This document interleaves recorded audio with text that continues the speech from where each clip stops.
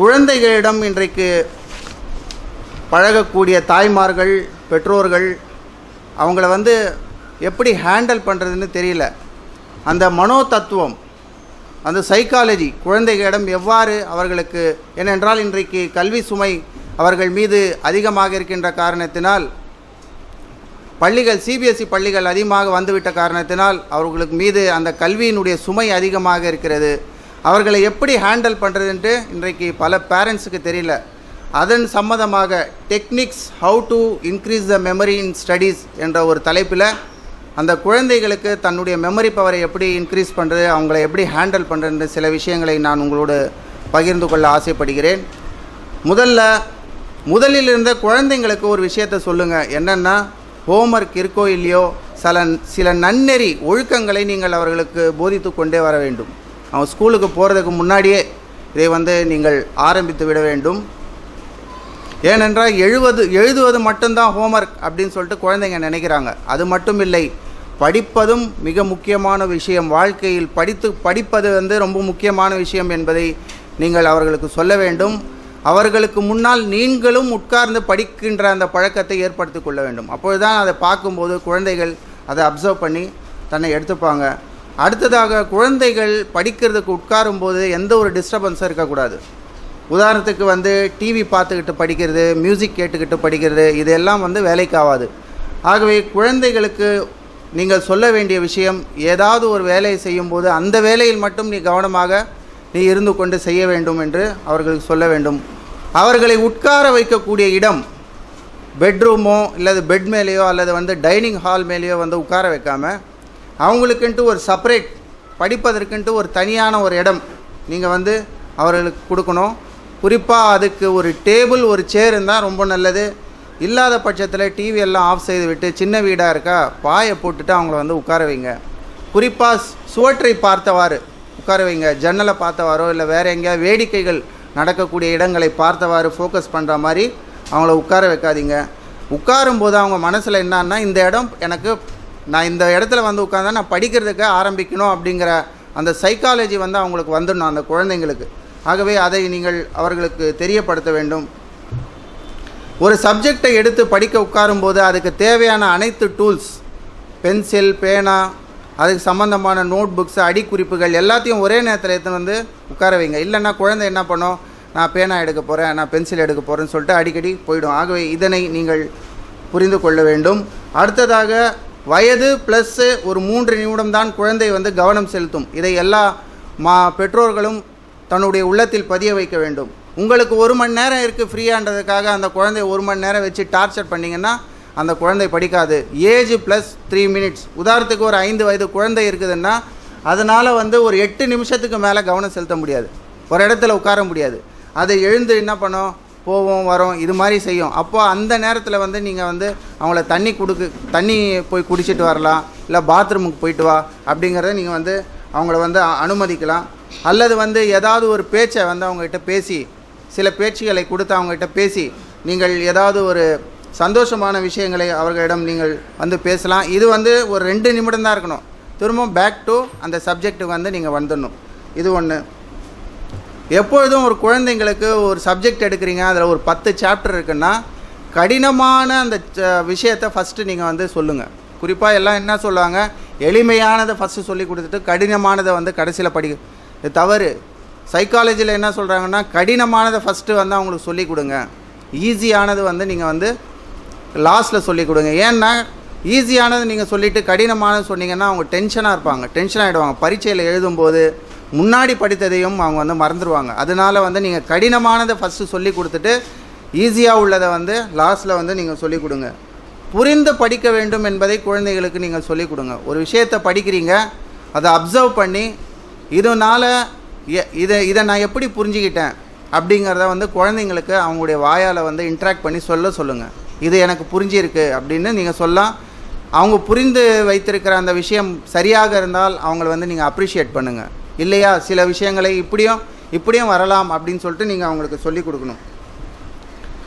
எப்போ வந்து குழந்தைங்களுக்கு நல்ல மெமரி ஆகும் அப்படின்னு சொல்லி பார்த்தீங்கன்னா, காலை நேரத்தில் எந்த குழந்தைகள் எழுந்து படிக்குதோ அந்த குழந்தைங்களுக்கு நல்லா மெமரி ஆகும். நைட் நேரத்தில் எந்த குழந்தைங்க படிக்குதோ கண்டிப்பாக அவங்களுக்கு வந்து மெமரி ஆகாது. ஒரு விஷயத்தை, ஒரு புத்தகத்தை நீங்கள் படிக்கிறதா இருந்தால் படிக்கும்போது அது வந்து மெமரி போகிறதுக்கு 8 மணி நேரம் ஆகும். ரெக்கார்ட் ஆகிறதுக்கு ஸ்லோவாக தான் ரெக்கார்ட் ஆகும். இயற்கையுடைய விஷயங்கள் எப்படின்னா ஸ்லோவாக தான் ரெக்கார்ட் ஆகும், 8 மணி நேரம் ஆகும்.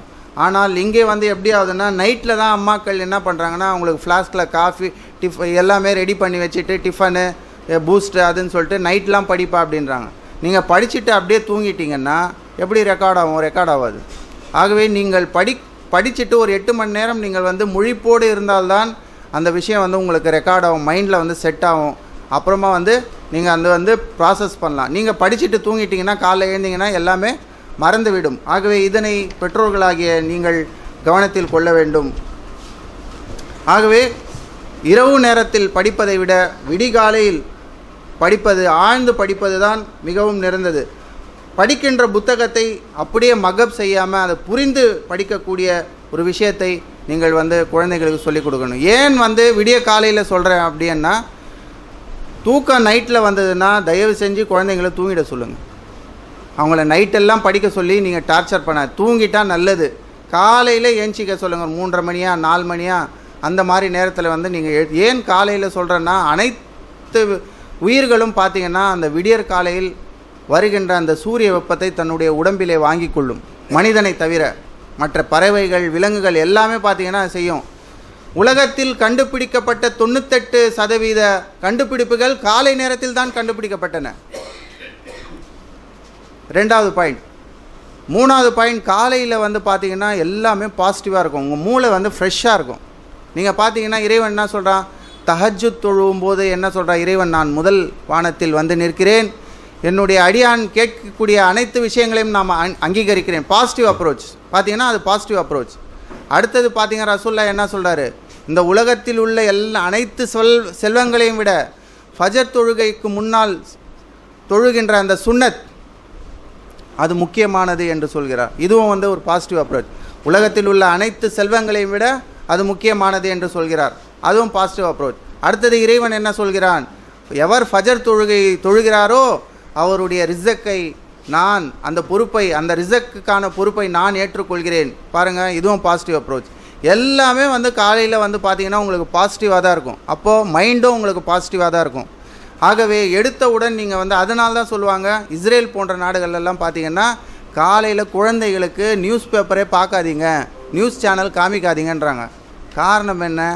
அவன் குண்டு வெடிச்சிச்சு, இந்த இடத்துல வந்து நிலநடுக்கம் ஏற்பட்டுச்சு, இவன் கொலை செய்யப்பட்டான், இதுதான் வந்து இருக்கும். மைண்டு ஃப்ரெஷ்ஷாக இருக்கும்போது நீங்கள் காலையில் வந்து நெகட்டிவான விஷயங்கள் நீங்கள் உள்வாங்கினீங்கன்னா அந்த நாள் முழுவதுமே உங்களுக்கு நெகட்டிவாக இருக்கும். அப்போது பாசிட்டிவான விஷயங்கள், அவன் வெற்றி பெற்றான், ஸ்போர்ட்ஸ் சேனல், அந்த மாதிரியான விஷயங்களை பார்க்க சொல்கிறாங்க. ஆகவே இது ஒன்று.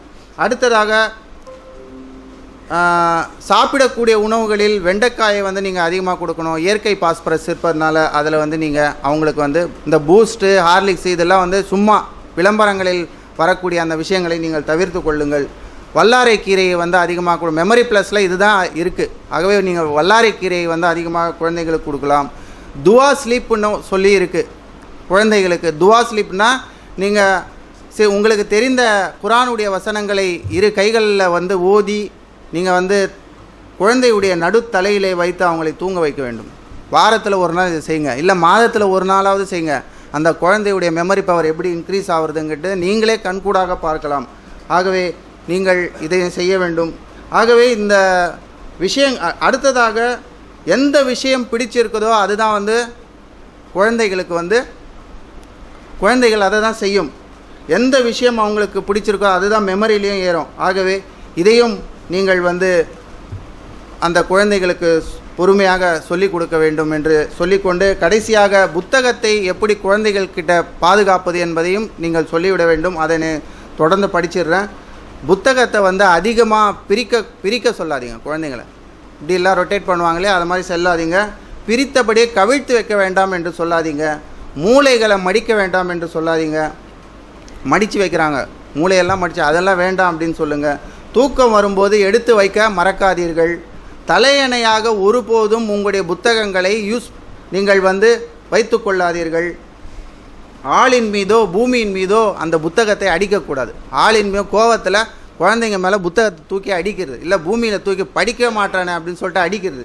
இதை செய்யக்கூடாது. சின்ன குழந்தைங்க கிட்ட இந்த அந்த வயசு அறியாத அந்த குழந்தைங்கிட்ட கொடுக்காதீங்க, அதில் கிரிக்கிடும் இல்லை வாயில் வச்சிடும், அதை செய்யாதீங்க. எண்ணெய் தண்ணீர் பட்ட கைகளோடு உங்களுடைய புத்தகங்களை தொடக்கூடாது. புத்தகத்தை காலால் மிதிக்கக்கூடாது என்பதை நீங்கள் சொல்லிக் கொடுங்கள். ஈரமான இடத்திலே புத்தகங்களை வைக்கக்கூடாது என்று சொல்லுங்கள்.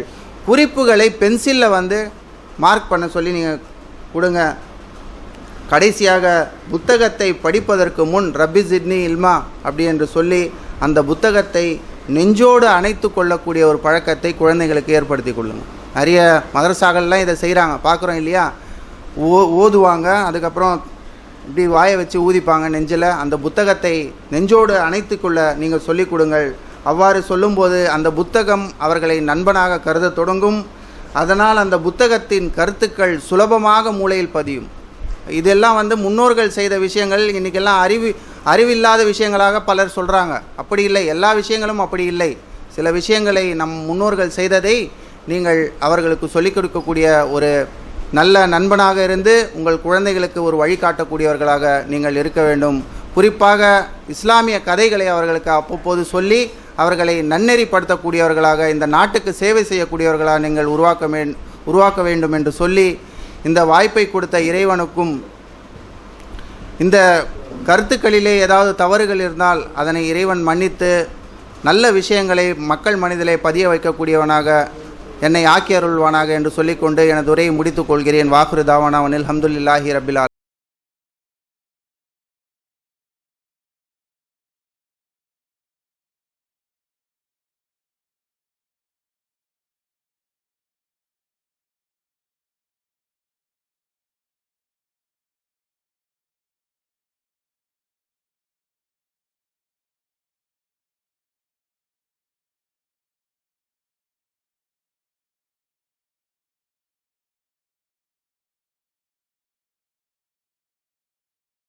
Allah